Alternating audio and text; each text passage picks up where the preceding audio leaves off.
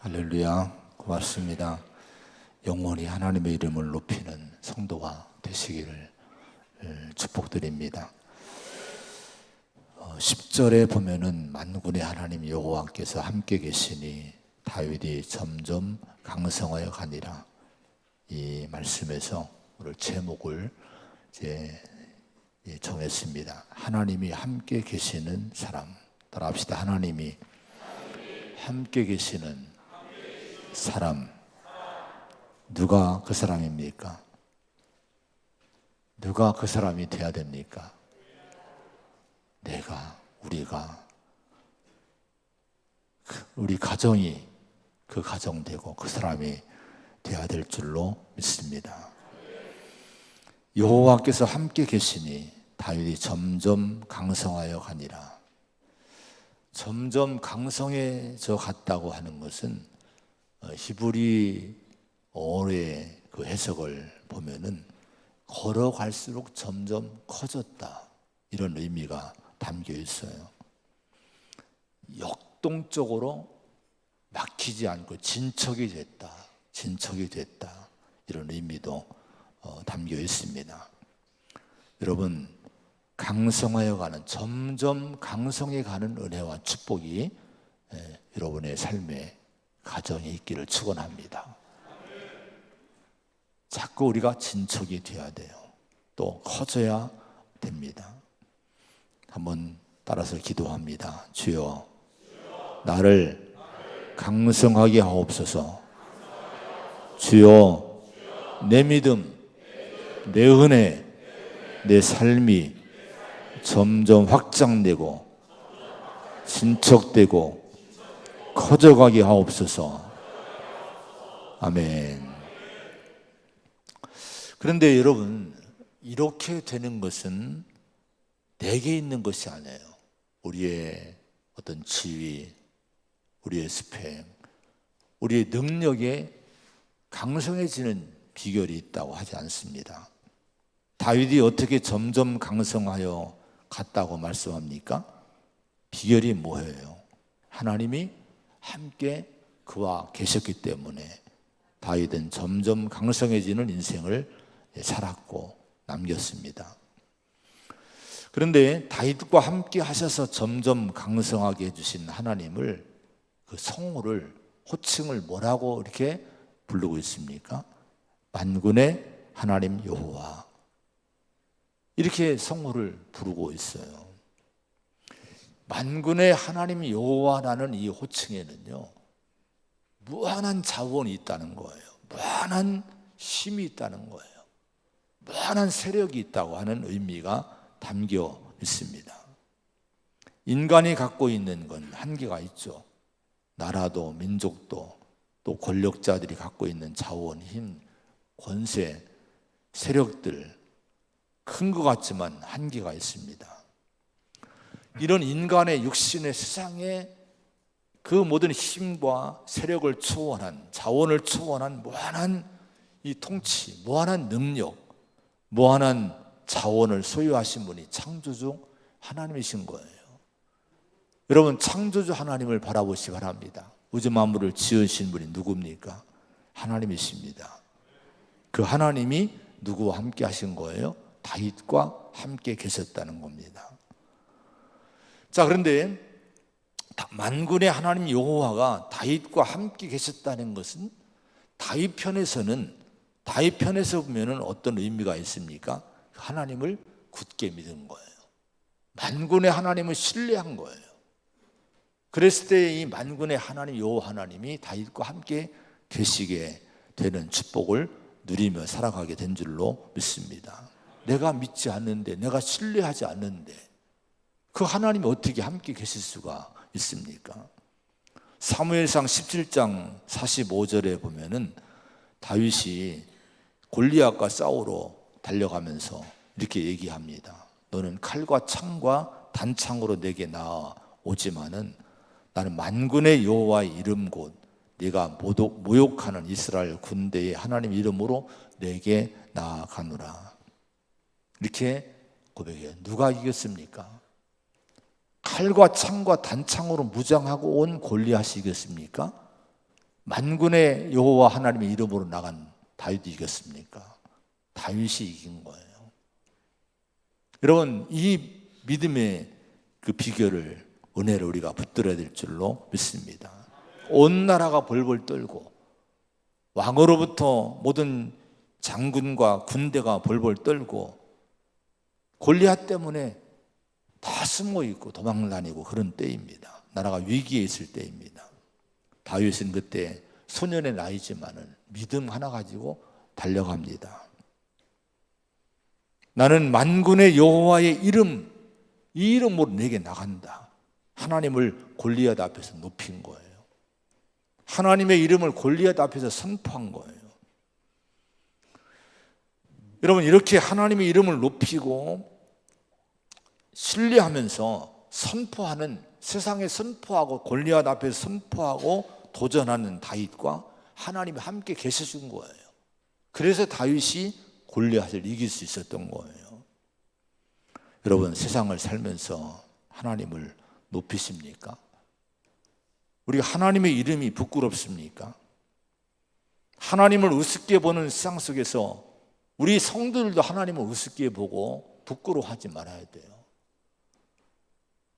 하나님을 대적하는 세상 속에서 우리는 다윗처럼 살아야 될 줄로 믿습니다. 누구의 이름으로 우리가 살아갑니까? 공자 맹자의 이름으로 살아갑니까? 여러분, 소크라테스의 이름으로 살아갑니까? 여러분, 철학자의 이름으로 살아갑니까?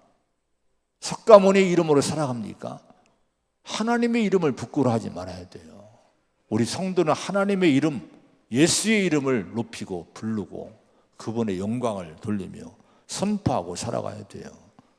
그때 하나님이 함께 계셔주는 줄로 믿습니다. 엊그저께 신문에 그런 칼럼을 봤는데, 우리가 잘 아는 어네스트 세클턴이라는 그 탐험가에 대한 얘기를 어느 분이 글을 썼더라고요. 책도 많이 읽지 않습니까? 남극 대륙 횡단 도전을 했던 분입니다. 실패로 끝났지만 위대한 실패라고 이제 부릅니다. 1914년도 27명의 단원을 이끌고 남극 대륙 횡단을 도전합니다. 그런데 부빙에 갇혀서 배를 잃고 이제 이들이 길을 잃고 고난을 겪어요. 이제 배를 버려야 되기 때문에 다 이제 짐을 버려야 되고 걸어서 행군해서 이걸 빠져나와야 되는데 짐이 이걸 가지고 갈 수 없는 거예요. 이제 세클턴과 함께 이 2명의 단원, 3명의 단원이 구조대를 부르러 가야 됩니다. 근데 이때 짐들을 다 버리는데 성경이 있지만 성경도 이게 짐이 되기 때문에 가져갈 수 없는 거예요. 그때 거기서 시편 23편의 말씀 한 장을 뜯어냈대요. 그걸 분명히 아는 거예요. 그 성경 말씀에 어떤 말씀입니까? 여호와는 나의 목자시니, 이 말씀이 거기에 담겨 있어요. 거기에 내가 사망의 음침한 골짜기로 다닐지라도 두려워하지 않을 것은 주께서 나와 함께 하심이라. 주의 지팡이와 막대기가 나를 안위하시나이다. 여러분, 지금 사망의 음침한 골짜기 그들이 갇힌 거예요. 그런데 다 짐을 버렸지만은 지금 언제 죽을지 얼어 죽을지 모르지만은 지금 그들이 두려워하지 않고 믿음을 붙든 거예요. 하나님이 함께 계신다. 하나님 나와 함께 계신다. 또 욥기서 38장의 말씀을 뜯어냈대요. 얼음은 누구의 태에서 났느냐? 공중의 소리는 누가 낳았느냐? 이 얼음바다에 있지만 이거 모든 거 창조하신 하나님이신데 하나님이 함께 계시면 우리가 반드시 이길 수 있다. 이 믿음을 그들이 붙든 거예요. 극적으로 그들이 2년 만에 구조가 됐답니다. 구조대가 극적으로 오게 된 거예요. 세클턴이 이 2명의 단원과 함께 3명이 구조대를 부르러 행군하게 되는데, 이분의 유명한 일화, 3명이 갔는데 꼭 4명이 걸어가는 것 같은 느낌을 늘 줬다는 거예요. 분명히 우리는 3명인데 항상 마음속에 4명, 누군가 옆에 있는 느낌을 준 거예요. 그게 누굽니까? 하나님 함께 계신 거예요. 사망의 음침한 골짜기를 다닐지라도 내가 해를 두려워하지 않을 것은 주께서 나와 함께 하심이라. 이 믿음을 붙들어 하나님을 신뢰한 이 세글턴과 그 일행들과 하나님이 함께 계셔준 줄로 믿습니다. 여러분, 히브리서 11장 6절에 믿음이 없이는 하나님을 기쁘시게 하지 못하나니 하나님께 나아가는 자는 반드시 그가 계신 것과 또한 그가 자기를 찾는 자들에게 상 주시는 이심을 믿어야 할지니라. 하나님이 계심을 믿습니까? 반드시 하나님이 그가 계신 것을 믿어야 된다는 거예요. 지금 살아계신 그분, 창조주 하나님, 부활하신 그분이 지금 나와 함께 하심을, 만물을, 역사를 주관하고 계심을 믿어야 된다는 거예요. 이 믿음이 있어야 하나님을 기쁘게 할 수 있다는 거예요. 우리가 누구를 믿습니까? 하나님 믿습니까? 다윗은 그 믿음을 가졌을 때에 하나님이 함께 계시는 은혜를 누렸고, 그래서 점점 강성해지는 축복을 누린 줄로 믿습니다. 구체적으로 다윗이 하나님이 함께 계심으로 어떤 축복을 받았고 하나님 뭘 이루어 주셨을까요? 먼저는 하나님의 약속이 이루어졌습니다. 1절, 2절, 3절의 말씀 같이 한번 봉독을 하겠습니다. 시작. 이스라엘 모든 지파가 헤브론에 이르러 다윗에게 나와 이르되 우리는 왕이 한 권력이니이다. 전에 곧 사울이 우리의 왕이 되었을 때에도 이스라엘을 거느려 출입하게 하신 분은 왕이시었고 여호와께서도 왕에게 말씀하시기를 네가 내 백성 이스라엘의 목자가 되며 네가 이스라엘의 주권자가 되리라 하셨나이다 하니라. 이에 이스라엘 모든 장로가 헤브론에 이르러 왕에게 나아오매 다윗 왕이 헤브론에서 여호와 앞에 그들과 언약을 맺으매 그들이 다윗에게 기름을 부어 이스라엘 왕으로 삼으니라. 아멘. 드디어 다윗이 통일 왕국의 왕이 됩니다. 사무엘로부터 기름 부음 받은, 하나님 너를 지명했다고 말씀을 듣고 기름 부음 받은 이후로 20년, 22년이 흘렀어요. 오랜 세월이 흘렀습니다. 여러분, 그 20년의 세월, 20년, 22년의 세월은 다윗에게 엄청난 고난의 세월이었어요. 너는 왕이 될 거야. 기름 부음을 받았지만은 그 이후에 근 20년의 세월이 얼마나 힘들고 고난의 세월이었는지. 사울의 집요한 살해 위협 때문에 10여 년 이상을 광야로, 이웃 나라로 도망하고 또 도망하는 그런 두려움의 세월을 보냅니다. 사울 왕이 죽은 후에도 금방 왕자리에 올리지 않았어요. 7년 6개월 동안을 헤브론에서 유다 지파의 작은 지파의 왕으로만 있고 계속 아브넬이나 이스보셋 같은 이 사울 왕조의 저항을 받고 어려움을 겪게 됩니다. 4절 5절의 말씀 한번 같이 봉독합니다. 4절 5절입니다. 시작. 다윗이 나이가 30세에 왕위에 올라 40년 동안 다스렸을 때 헤브론에서 7년 6개월 동안 유다를 다스렸고 예루살렘에서 33년 동안 온 이스라엘과 유다를 다스렸더라. 아멘. 이 기록을 보면요, 이스라엘 통일 왕국의 왕으로 33년을 통치를 해요. 이번에 다윗의 인생을 나누어 보면은 37년간을 기다리게 하고 훈련하시고, 그리고 통일 왕국의 왕으로 오르게 한 다음에 하나님의 뜻을 이루게 하기 위해서 왕으로 삼은 다음에 33년을 하나님이 쓰신 거예요. 자, 그런데 우리가 여기서 붙들 믿음이 한 가지 있습니다. 그 오랜 세월이 흘렀어요.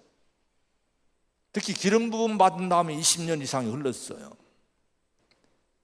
환경적으로 볼 때 우리가 조금 많이 봐왔지만은 이제는 실패하고 무산되고 안 될 것 같은 그런 고난의 세월을 보냈어요. 근데 오늘 보세요. 드디어 하나님이 약속한 그 왕위에 오르게 됩니다. 이게 뭐를 의미합니까? 우리를 향하신 하나님의 뜻은 반드시 이루어진다는 거예요. 다윗에게 하나님의 뜻이 계셨듯이 여러분 모두에게, 우리 모두에게는요, 하나님의 계획이 있어요.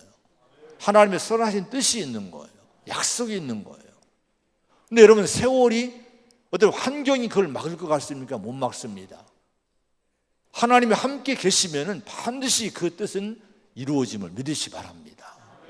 우리가 환경 때문에, 지금 내가 고난 때문에 낙심하지 말아야 돼요. 실망하지 말아야 돼요. 근데 여러분, 이 다윗이 10여 년간의 도피 기간을 보내게 됐는데, 이미 하나님이 너는 왕이다, 왕이 될 거라고 말씀했잖아요. 근데 왕이 될 거라고 약속받은 사람이 오랜 기간을 고난을 겪어요. 그럼 이 고난과 시련은 어떤 의미가 여러분 있을까요? 로마서 5장에 보면은 그런 말씀이 나옵니다. 환난 중에도 즐거워한다. 환난은 인내를, 인내는 연단을, 연단은 소망을 이룬다. 이런 말씀이 나옵니다. 다윗의 광야 도피 기간은요, 아까 얘기했던 보통의 시각으로는 환난입니다. 너무 어려움이 많아요. 망한 인생 같아요. 근데 우리 성도는요, 성도들은 반드시 환난과 시련과 고난과 어려움을 그 자체로만 갖고 해석하고 힘들어하면 안 돼요. 믿음으로 해석을 해야 돼요. 성경 말씀으로 해석을 해야 돼요. 내 인생에 왜 이런 고난이 있는지, 왜 이런 시련이 있는지, 이 어려움이 왜 있는지 성경 말씀으로 믿음으로 보는 훈련을 자꾸 해야 될 줄로 믿습니다. 믿음으로 보면요, 이 다윗의 이 훈련 10여 년 이상 또 37년을 또 이렇게 지난 다음에 왕이 되게 하고, 이 과정은요, 인내를 훈련하는 거예요. 인내. 자, 인내를 훈련 잘 받고 통과할 때에 그때 견고한 인격이 견고하게 세워집니다. 내가 다듬어지는 거예요. 순수해집니다. 견고해지는 거예요. 그런 사람이 소망을 잃지 않아요. 희망을 잃지 않습니다. 결국 소망은 그런 사람에게 이루어지게 되는 거예요. 여러분, 사울왕의 문제는 뭐였습니까? 급조가 됐잖아요. 갑자기 왕이 되잖아요. 훈련을 겪지 않은 사람이에요. 40년 통치 기간을 줬지만 결국은 하나님 뜻을 이루지 못하고 오히려 그것이 독이 됩니다. 그 성공이 독이 돼요. 가문이 다 망합니다. 근데 다윗은요, 오랜 기간 훈련을 받고 연단받고 견고한 마음, 그 인내를 거친 마음 가지고, 그 인격 가지고, 그 영성 가지고 왕이 됐을 때에 고난을 이겨냅니다. 그 후손으로 예수님이 오시는 거예요. 하나님께 쓰임받은 거예요. 하나님은요, 우리를 이렇게 쓰기 위해서 훈련하시는 거예요. 근데 환난을 만났을 때에 인내하는 것은 누구의 몫일까요? 우리의 몫입니다. 우리가 인내를 해야 되는 거예요. 그 야고보서 1장에 보면은 믿음의 시련이 인내를 만들어내는 줄 너희가 알미라. 인내를 온전히 이루라. 이는 너희로 온전하고 구비하여 조금도 부족함이 없게 하려 함이라. 인내를 온전하게 여러분 이루라는 거예요. 자, 이 시련과 환난을 만났지만은 그때 내가 인내하고 참고 믿음을 지키고 적극적으로 이 환난의 시기를 내가 단련받으면서 나갈 때에 우리에게 나타나는 축복이 있어요. 아름답고 원만하고 견고하고 흔들리지 않는 인격과 신앙이 나도 모르게 형성이 되는 거예요. 만들어지는 거예요. 명품 인격이 그냥 되지 않습니다. 좋은 가정에서 태어났다고 명품 인격 되는 게 아니에요. 많은 훈련을 겪어야 됩니다. 명품, 여러분 인생이 그냥 되는 것이 아니에요. 신앙도 마찬가지로 명품 신앙은 그냥 만들어지지 않습니다. 그냥 칼과, 여러분 이 명품 그 칼은요 다른 거예요. 복음은 다른 거예요. 그냥 주주에서 그냥 만들어낸 찍어낸 칼은요 금방 부러집니다. 그래서 연단을 받은 칼은 명품이 되는 거예요. 정말 이 명검이 되는 거예요. 부러지지 않아요. 오히려 철을 자를 수 있고 그런 검이 되는 거예요. 순금도 그냥 나오지 않습니다. 이 단련이 돼야 되는 거예요. 다윗은 그 37년의 인생을 잘 훈련받았습니다. 또 10여 년의 그 환난의 광야의 시련의 기간도 믿음으로 자신을 지키고 이제 자신의 영혼을 지켜냅니다. 다윗은 그 고난의 기간에 원망하지 않아요. 우리가 사무엘상을 봤지만 다윗이 막 원망 불평하는 것을 봤습니까? 없어요. 불평하지 않아요. 자, 그 연단의 기간을 다윗은 어떻게 보냈습니까? 사무엘상 19장에 보면요, 18절에 사무엘에게 갑니다. 다윗이 도피하여 사무엘에게 나가가서 사무엘이 다윗과 사무엘이 나요드로 가서 살았다. 이런 말씀이 우리가 사무엘상에서 배운 적이 있죠. 그 도피 시절에 누구를 많이 만납니까? 영적 사람을 믿음의 사람을 만나는 거예요. 영적 조언을 받습니다. 우리 성도는 반드시 우리 영혼을 세상에 맡기지 말아야 돼요. 우리 영혼을 불신에 맡기지 말아야 돼요. 반드시 우리 영혼을 영적인 사람들과 영적인 대화와 영적 조언 받고 믿음으로 영혼을 지켜나가는 성도가 되시기를 바랍니다. 사무엘상 21장에 1절에 다윗이 노베에 가서 제사장 아히멜렉에게 이르니 또 도망가요. 도망가서 어디로 갑니까? 이번에 노비라는 곳으로 갑니다. 성소가 있는 곳이에요. 제사장을 만나요. 자, 이 다윗은 그 시련과 고난의 기간에 믿음의 사람 사무엘을 만나고 또 성소를 찾아가 성전의 사람이 됩니다. 기도하는 거예요. 여러분, 성전의 사람 되기를 바랍니다. 힘들고 어려워요. 우리는 그때 이 교회를 찾아야 돼요. 성전을 찾아야 돼요. 기도하고 엎드리고 주님 앞에 내 자신의 그 고난을 토로하고 주의 음성 듣고, 이런 성도는 반드시 그 시련과 고난을 넉넉히 이겨낼 줄로 믿습니다. 사무엘상 24장의 4절에 24장에 보면요, 이제 다윗이 사울왕을 죽일 수 있는 기회가 2번이나 있었잖아요. 근데 그 중에 하나입니다. 너무 기회가 온 거예요. 주변 사람들이 절호의 기회다. 이제 저 사울왕 죽이면 된다. 그런데 여러분, 이 다윗은요, 사울왕을 안 죽입니다. 오히려 부하들을 말립니다. 뭐라고 말립니까? 내가 손을 들어 여호와의 기름 부음을 받은 내 주를 치는 것은 여호와께서 금하시는 것이니, 이렇게 하면서 사울왕을 죽이지 않고 보내줍니다. 이게 뭐를 얘기하는 거예요? 어렵고 힘들 때 믿음의 정도를 벗어나지 않았다는 거예요. 사울왕을 죽이는 것은 지름길이에요. 여러분, 우리가 살면서 어렵고 힘들 때 내게 유리하고 지름길이고 유익을 줄 수 있는 길들이 보이잖아요. 야, 이렇게만 하면은 잘 될 것 같은데, 문제는 신앙을 벗어나야 되는 일들이 많은 거예요. 덥석 그 길로 가면 영혼이 망하는 거예요. 여러분, 아무리 내게 유익을 주고 지름길 같아도, 아무리 내게 유리한 것 같아도 여호와가 금하셨다고 하면은, 말씀이 아니라고 하면은 우리는 그 길을 거부해야 됩니다. 돌아가도 늦어도 우리는 정도를 걸어야 돼요. 결국 그 사람을 하나님은 견고하게 함께 계십으로 그 사람을 써주시는 거예요. 그런 믿음을 갖기를 축원합니다. 어떤 믿음으로 다윗은 시련의 때에도 믿음의 정도를 지키며 살았을까요? 시편 59편에 보면은, 이 59편은 다윗을 죽이려고 사울이 사람들을 보냈을 때, 군대를 보냈을 때, 포위당했을 때 집에서 이 시편을 기록한 거예요. 찬양을 남긴 거예요. 거기 보면은 그런 고백이 나와요.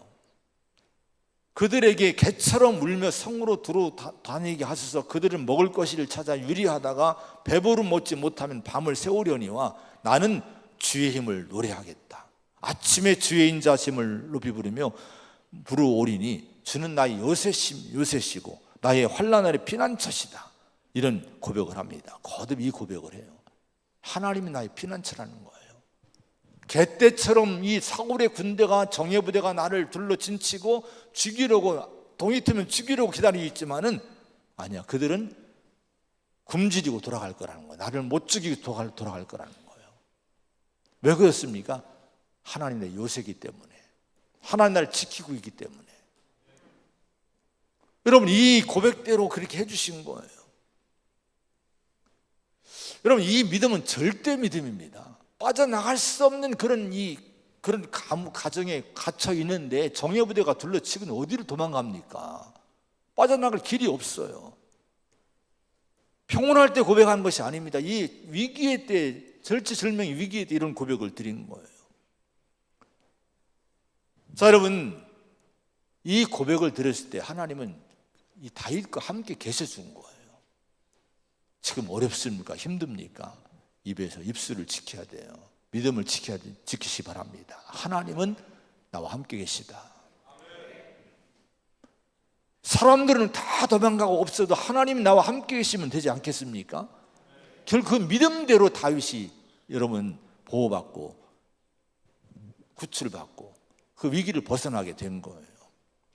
여러분 함께 계심을 믿으면서 신앙을 고백하면서 우리가 살 때 하나님의 약속은 반드시 이루어질 줄을 믿으시기를 바랍니다. 할렐루야. 자, 하나님이 함께 계심으로 다윗에게 이루어진 것이 또 있어요. 오늘 본문에 예루살렘을 정복합니다. 6절과 7절의 말씀을 한번 보겠습니다.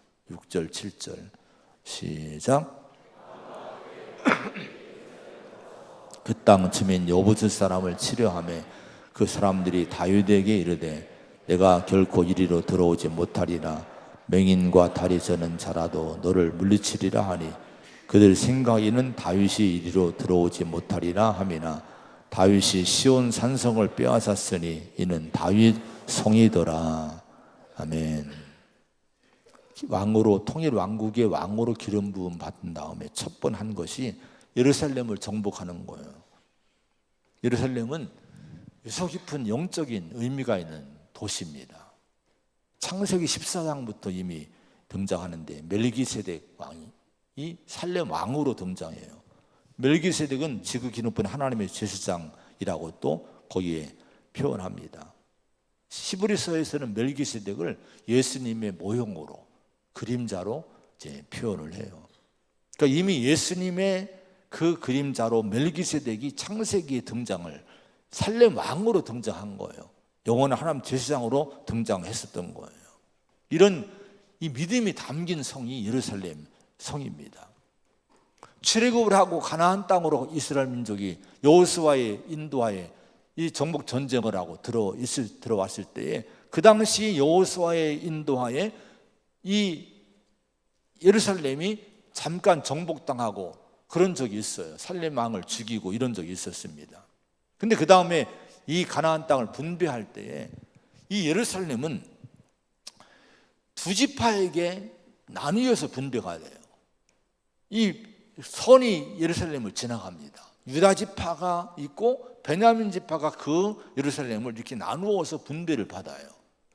그런데 성경을 보면요, 여호수아서나 사사기에 보면은 때로는 이기고 승리한 적도 있지만은 그건 일시적인 것이고, 이 유다 자손도 그들을 쫓아내지 못해 여부수 족속을 쫓아내지 못해서 그 여부수인들이 예루살렘을 살고 있었다. 가나안인들이 살게 됐다. 이런 말씀이 나오고, 베냐민 자손도 쫓아내지 못해서 여부수인들이 이 예루살렘에 거주했다. 이런 기록이 사사기나 여호수아서에 나옵니다.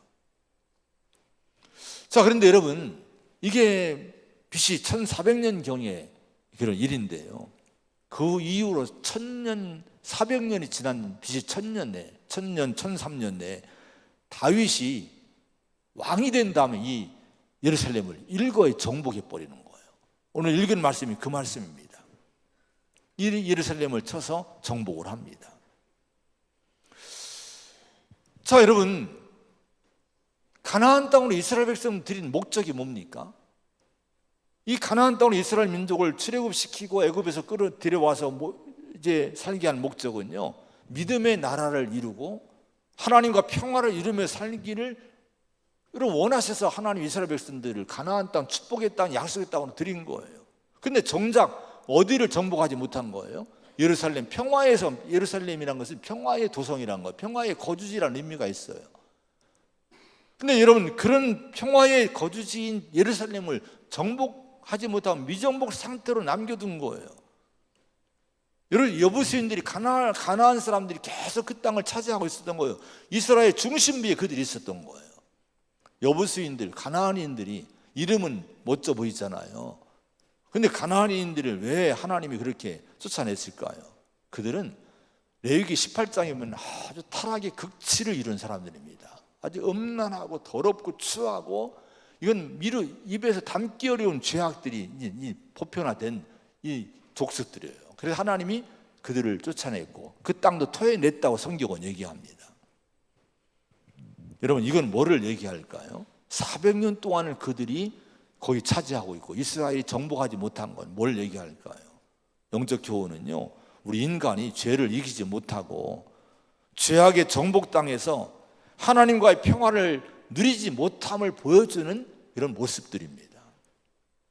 우리 세상의 모습을 그렇게 보여주는 거예요. 인간이 누굽니까? 여러분, 에베소에 보면 공중권세 잡은 자를 따르는, 마귀를 따르는 본질상 진노의 자녀가 우리 인간이라고 성경은 진단을 해요.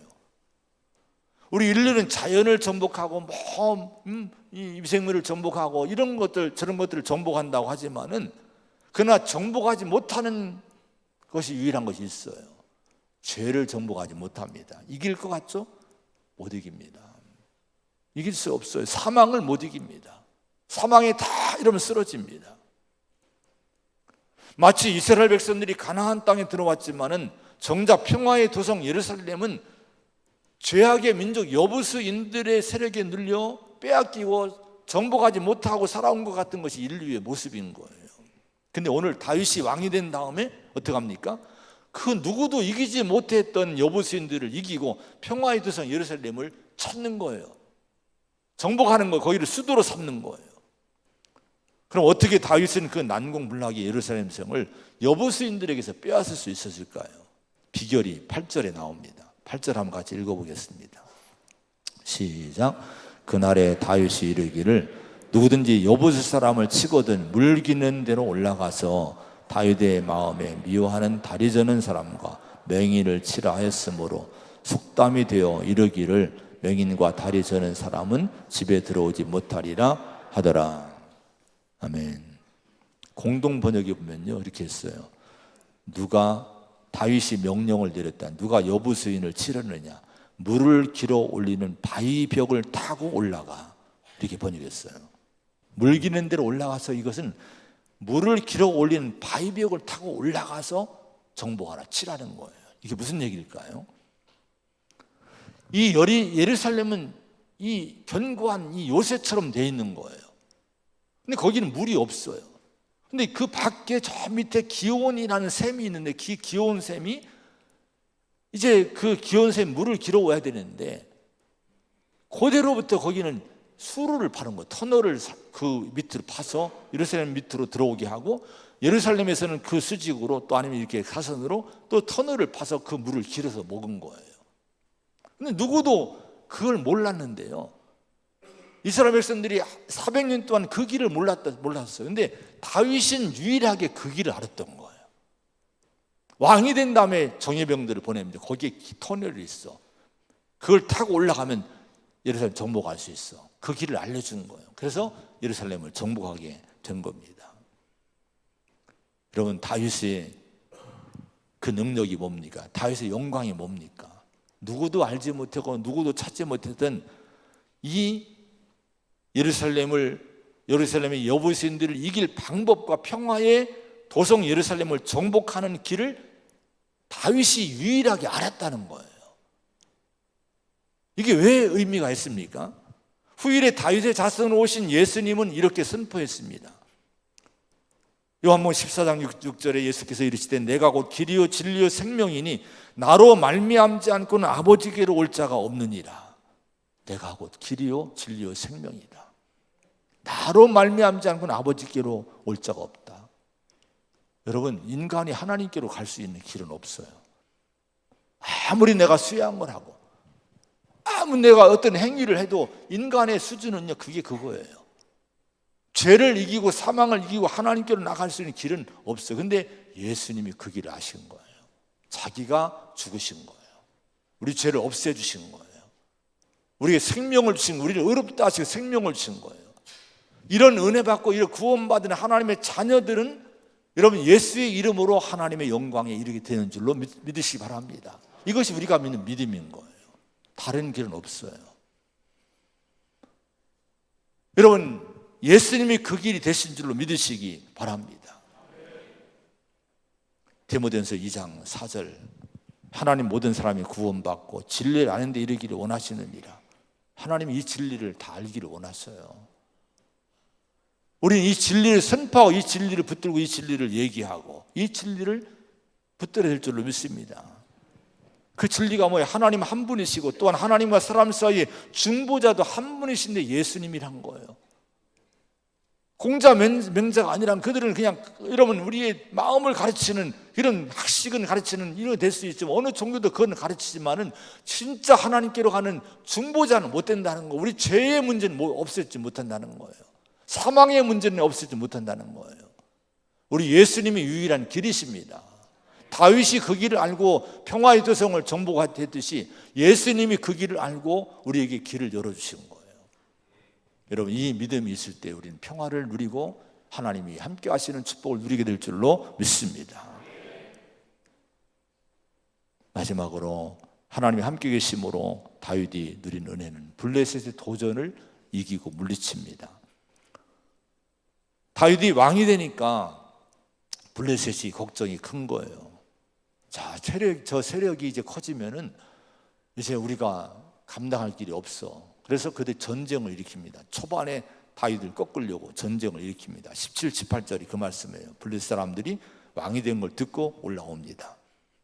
도전을 해온 거예요. 여러분, 인생에 도전이 있을 때 여러분 어떻게 합니까? 오늘도 여러분에게 도전이 있을 거예요. 내 인생을 무너뜨리려고 하는 많은 이런 도전이 있을 거예요. 이 도전을 받을 때 여러분 어떻게 합니까? 다윗을 한번 보시기 바랍니다. 19절의 말씀 한번 같이 보겠습니다. 19절 시작. 다윗이 여호와께 여쭈어 이르되 내가 블레셋 사람에게로 올라가리이까 여호와께서 그들을 내 손에 넘기시겠나이까 하니 여호와께서 다윗에게 말씀하시되 올라가라 블레셋 사람을 내 손에 넘기리라 하신지라. 하나님 앞에 나가 여쭙는 거예요. 기도하는 거예요. 하나님께 묻습니다. 내가 올라가리이까? 그러니까 싸워야 됩니까? 여러분, 다윗은 역전의 용사입니다. 그 수많은 세월 시련을 다 이겨낸 이 강한 사람입니다. 영웅 골리앗을 쓰러뜨리는 사람입니다. 수많은 전투를 다 겪어낸 사람이에요. 통일 왕국의 왕으로 등극을 했기 때문에 여러분, 지금 다윗이나 그의 나라나 그의 부하들, 그의 군대들은 사기가 충천해 있어요. 블레셋 아무것도 안 해요. 명령만 내리면 싸울 수 있습니다. 근데 다윗은요, 그렇게 하지 않아요. 멈춥니다. 인간의 생각과 판단으로, 인간의 자신감으로 앞날을 결정하려고 하지 않아요. 겸손히 하나님께 나가서 먼저 엎드려 기도하는 겁니다. 싸워야 될지 말아야 될지 결정권을 하나님께 드리고 싸워야 됩니까? 올라가야 됩니까? 라고 이것조차도 하나님께 묻는 거예요. 여러분, 승리도 자신하지 않아요. 자신만만하게. 여호와께서 그들을 내 손에 넘기시겠나이까? 승패의 결정도 이게 누구에게 있다는 거예요? 하나님께 있다는 거예요. 여러분, 너무 자신하지 마시기 바랍니다. 하나님이, 내가 아무리 자신해도 하나님 너 아니야 하면 너 끝나는 거예요. 하나님이 허락하셔야 여러분 우리가 승리할 줄로 믿습니다. 다윗이 그런 믿음이 있었던 거예요. 겸손하게 하나님 싸워야 됩니까? 승리를 주시겠습니까? 아니, 그 능력이, 그 역전의 용사인 다윗이 엎드린 거예요. 이것이 바로 믿음인 줄로 믿습니다. 그때 응답하셔요. 올라가라, 싸워라, 네 손에 넘겨주겠다. 그래 올라갑니다. 그래서 승리하게 되는 거예요. 20절의 말씀 한번 같이 보겠습니다. 20절입니다. 시작. 다윗이 바알 브라심에 이르러 가서 그들을 치고 다윗이 말하되 여호와께서 물을 흩음같이 내 앞에서 내 대적을 흩으셨다 하므로 그곳 이름을 바알 브라심이라 부르니라. 바알 브라심에 이르러 순종한 거예요. 올라가 싸우라 하니까 올라간 거예요. 우리가 기도하는데 중요한 건 순종이 따라야 됩니다. 이게 진정한 기도예요. 하나님 기도할 때 말씀해 주시거든요. 근데 내가 마음에 안 들으면 안 들어요. 나와 맞지 않으면 안 듣는 거예요. 그건 기도가 아니에요. 그냥 편리하게 그냥 형식사가 하는 거고 하나님을 움직이려고 하는 그런 수단일 뿐입니다. 기도하고 순종한 다윗에게 그 바알 브라심에서 도전을 이기는 승리를 안겨주신 거예요. 여러분의 인생의 도전을요, 기도로 이기고 순종으로 이기시기 바랍니다.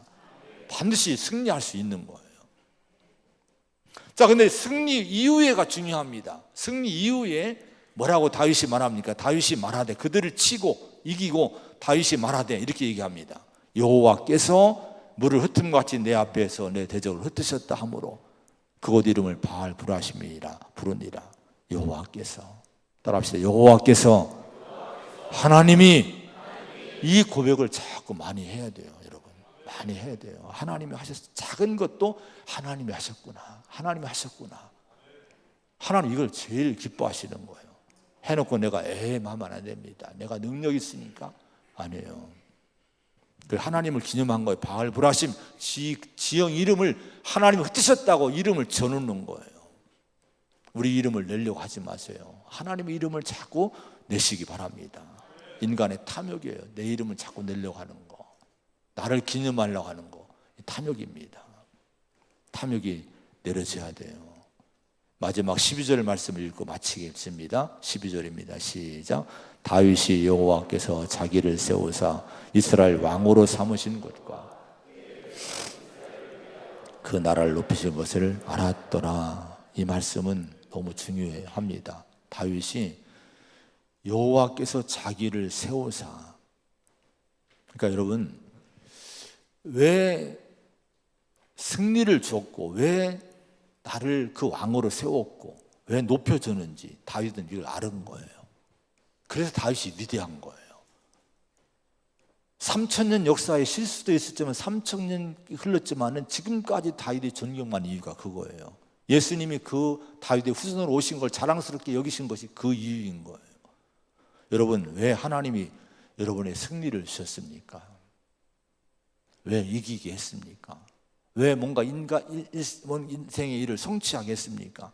왜 나를 그 자리에, 왜 그 직분을 줬고, 교회에서나 사회에서나 여러분 왜 목사, 장로, 권사, 집사, 왜 사회에서 이런저런 자리에 직분을 줬고 여러분 그 자리에 나를 앉혔습니까? 하나님의 이유를 아십니까? 이걸 알아야 돼요. 이걸 모르면 인생 잘못 사는 거예요. 다윗은 이걸 알았던 거예요. 하나님이 자신을 왕으로 세우신 것은 하나님의 백성 이스라엘을 위함임을 잊지 않은 거예요. 그에게 여러분 다시 승리를 준 거예요.